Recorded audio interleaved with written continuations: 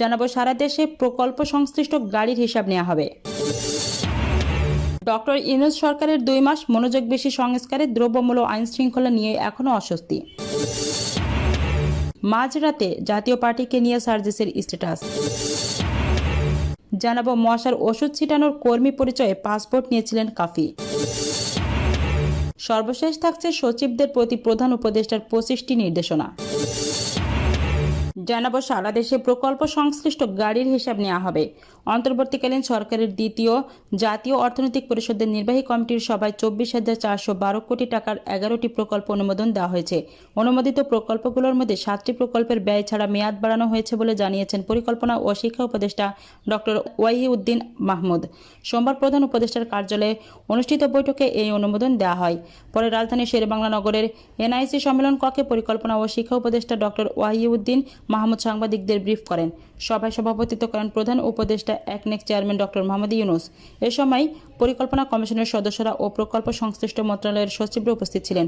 সব মিলিয়ে ব্যয় ধরা হয়েছে 24,412 কোটি 94 লাখ টাকা। এর মধ্যে সরকারি তহবিল থেকে 7,746 কোটি 66 লাখ টাকা, প্রকল্প ঋণ সহায়তা থেকে 16,012 কোটি 33 লাখ টাকা এবং বাস্তবায়নকারী সংস্থা থেকে 653 কোটি 95 লাখ টাকা ব্যয়ের লক্ষ্য রয়েছে। ওয়াহিউদ্দিন মাহমুদ বলেন, সারা দেশে বিভিন্ন প্রকল্পের আওতায় কত গাড়ি আছে তার হিসাব দেওয়ার সিদ্ধান্ত হয়েছে। এই গাড়িগুলো কি অবস্থায় আছে তাও জানতে হবে। উপদেষ্টা ফয়জুল কবির খান এ বিষয়ে প্রতিবেদন উপদেষ্টা পরিষদে পেশ করবেন। দেশে এখন বিনিয়োগের গতি স্লোথ। বেসরকারি খাতের শিল্প উদ্যোক্তা ও ব্যাংকের মালিকরা নিরুদ্দেশ, যদিও বেসরকারি খাত অর্থনীতির চালিকা শক্তি। এত বড় রাজনৈতিক পরিবর্তনের পর বিনিয়োগে এ ধরনের স্লো গতি থাকা স্বাভাবিক বলে মন্তব্য করেন ওয়াহিউদ্দিন মাহমুদ। তিনি বলেন, এতদিন প্রবৃদ্ধি ও মূল্যস্ফীতির পরিসংখ্যানের ক্ষেত্রে রাজনৈতিক প্রভাব ছিল। তিনি বিবিএসকে জানিয়েছেন, ব্যুরো যে পরিসংখ্যান দেবে তিনি তাতেই সই করে দেবেন। কি পরিসংখ্যান পেশ করা হয়েছে সেদিকে তিনি তাকাবেন না। যদিও তিনি বলেন বিবিএস এর সক্ষমতার ঘাটতি আছে, সেজন্য তিনি তিরস্কার করছেন না। উন্নয়নশীল সব দেশেই পরিসংখ্যান বিভাগের একই অবস্থা। ভারতের পরিসংখ্যান সংস্থা ভালো সক্ষমতা ছিল, কিন্তু ইদানিং তাদের ক্ষেত্রেও ঘাটতি দেখা যাচ্ছে।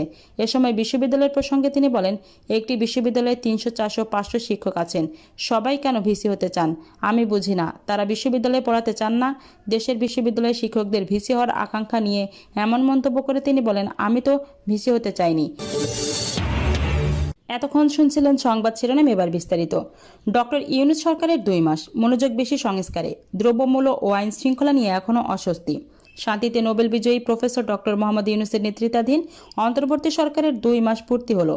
ছাত্র জনতার গণ অভ্যুত্থানের মুখে 5 আগস্টে শেখ হাসিনা সরকার ক্ষমতাচ্যুত হওয়ার পর গত 8 আগস্টে যাত্রা শুরু করেছিল ডক্টর ইউনূস সরকার। ভঙ্গুর অর্থনীতি ও বিধ্বস্ত একটি দেশ পরিচালনার দায়িত্ব নেওয়া এই 2 মাস বয়সী সরকারের সফলতা ব্যর্থতা মূল্যায়নের যথার্থ সময় এখনও হয়নি।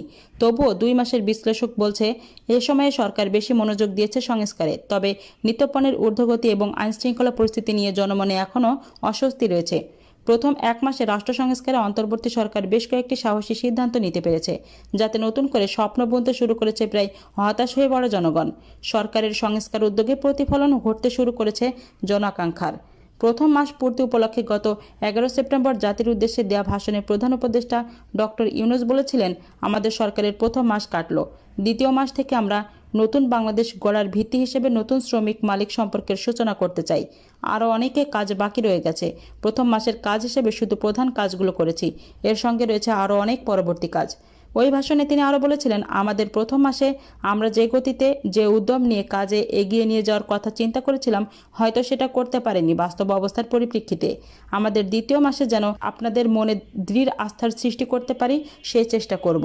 দ্বিতীয় মাসে যেন আপনাদের মনে দৃঢ় আস্থার সৃষ্টি করতে পারি সেই চেষ্টা করে যাব। 1 মাস আগে বলা ডক্টর ইউনূসের এই বক্তব্যের মোটা দাগে প্রতিফলন রয়েছে সরকারের সার্বিক কার্যক্রমে। তবে সিন্ডিকেট ভেঙে যাওয়ায় প্রথম 1 মাসে কাঁচামরিচ, ডিম, সবজি সহ নিত্য প্রয়োজনীয় পণ্যের দামে লাগাম এলেও গত কয়েকদিন ধরে তা আবার লাগামহীন। স্বল্প ও নির্ধারিত আয়ের মানুষও দৈনন্দিন সংসার পরিচালনায় হিমশিম খাচ্ছেন। অবশ্য নোয়াখালী, ফেনী, লক্ষ্মীপুর, কুমিল্লায় স্মরণকালের ভয়াবহ বন্যার পর রংপুর সহ উত্তরাঞ্চলেও বন্যা, ময়মনসিংহ, শেরপুরের চলমান বন্যা এবং অবিরাম বৃষ্টি ও সবজির দাম বৃদ্ধির বড় কারণ। এর সঙ্গে সরকারকে বিপাকে ফেলতে পুরানো সিন্ডিকেটের কারসাজি রয়েছে বলেও অনেকের সন্দেহ। নিত্যপণ্যের ঊর্ধ্বগতি নিয়ে মানুষের কষ্টের বিষয়টি সরকারেরও জানা। নিত্যপণ্যের বাজার নিয়ন্ত্রণে আনতে সরকারও নড়েচড়ে উঠেছে। নিত্য প্রয়োজনীয় দ্রব্য সামগ্রীর বাজার পরিস্থিতি ও সরবরাহ চেইন তদারক পর্যালোচনার জন্য সরকারের পক্ষ থেকে গতকাল সোমবার জেলা পর্যায়ে বিশেষ টাস্কফোর্স গঠন করে দেওয়া হয়েছে। দ্রব্যমূল্যের পাশাপাশি 2 মাসেও আইনশৃঙ্খলা পরিস্থিতি স্বাভাবিক না হওয়ার কারণেও জনমনে অসন্তোষ রয়েছে। দেশের বিভিন্ন স্থানে পিটিয়ে, কুপিয়ে, মেরে ফেলার মতো কয়েকটি মব জাস্টিসের ঘটনা সরকারকেও বিব্রত করেছে।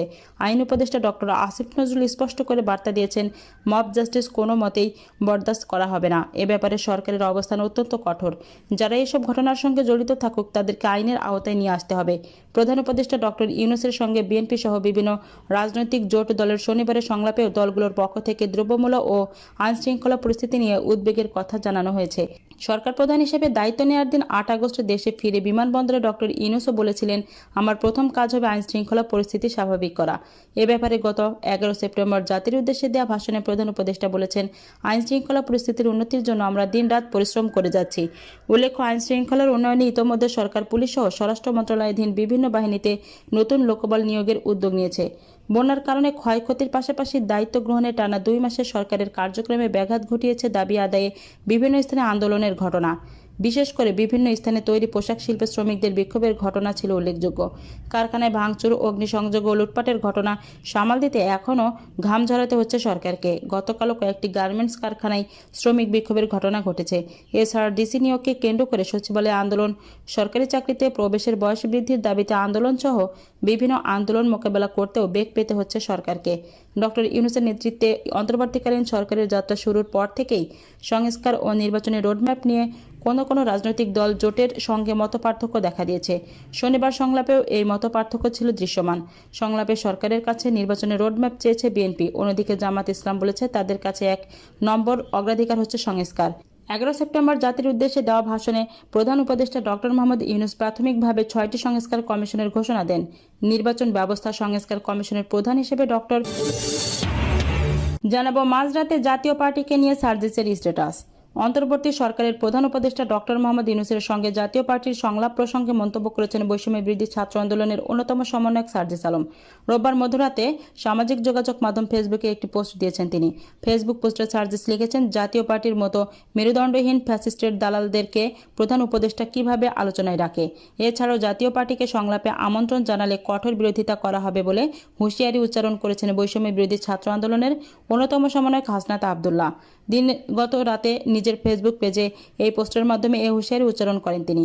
হাসনাত তার পোস্টে লিখেছেন, স্বৈরাচারের দোসর জাতীয় পার্টিকে সংলাপে আমন্ত্রণ জানানো হলে আমরা সেই আত্মঘাতী সিদ্ধান্তের তীব্র প্রতিবাদ ও কঠোর বিরোধিতা করব। সর্বশেষ জানাবো, মশার ওষুধ ছিটানোর কর্মী পরিচয়ে পাসপোর্ট নিয়েছিলেন কাফি। ঢাকা জেলার অতিরিক্ত পুলিশ সুপার আব্দুল্লাহিল কাফি পরিচয় গোপন করে সিটি কর্পোরেশনের মশার ওষুধ ছিটানোর কর্মী পরিচয়ে পাসপোর্ট নিয়েছিলেন। বৈষম্য বিরোধী ছাত্র আন্দোলনের সময় আসলে মরদেহ পোড়ানোর ঘটনায় সংশ্লিষ্টতার অভিযোগে উঠলে তিনি দেশ ছেড়ে পালাতে এই পাসপোর্ট ব্যবহার করেন। এই পাসপোর্ট নিয়ে হযরত শাহজালাল আন্তর্জাতিক বিমানবন্দরে গেলে ঢাকা মহানগর গোয়েন্দা পুলিশ ডিবি তাকে গ্রেফতার করে। পরে তার রিমান্ড মঞ্জুর করেন আদালত। তিনি বলেন, বিষয়টি ধরা পড়ার পর ভুয়া তথ্য দিয়ে নেওয়া সেই পাসপোর্ট বাতিল করা হয়েছে। এই ঘটনার গাফিলতির প্রমাণ পাওয়ায় পাসপোর্ট অধিদপ্তরের উপসহকারী পরিচালক জাহাঙ্গীর আলমকে সাময়িক বরখাস্ত করা হয়েছে।